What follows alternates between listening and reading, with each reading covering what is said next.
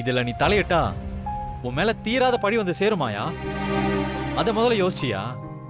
Already என் மேல நிறைய பழி இருக்கு. அதுல இதுவும் ஒன்னா இருந்துட்டு போகட்டும்.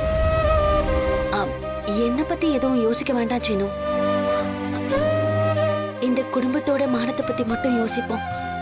இருந்தாலும் நம்ம போனா மாமாவை பார்த்து பேச விடுவாங்களான்னு தெரியலையே. அதை நான் பாத்துக்கிறேன் சீனு. இந்த விஷயம் பெரிய மாமாவுக்கு தெரிஞ்சா பயங்கர டென்ஷன் ஆயிடுவாரு. எல்லாத்தையும் பாத்துக்கலாம் சீனு. இப்போ நமக்கு தேவை சித்தப்பாவை எந்த அவமானமும் இல்லாம வீட்டுக்கு கூட்டிட்டு வர்றதுதான். இல்ல மாயா, நாம இதுல தலையிட்டா. சரி விடு சீனு, வேண்டாம். இத நான் மட்டும் பாத்துக்கிறேன். எனக்கு அந்த இடத்துக்கு எப்படி போகணும்னு மட்டும் சொல்லு. சரி, அதெல்லாம் வேணாம்.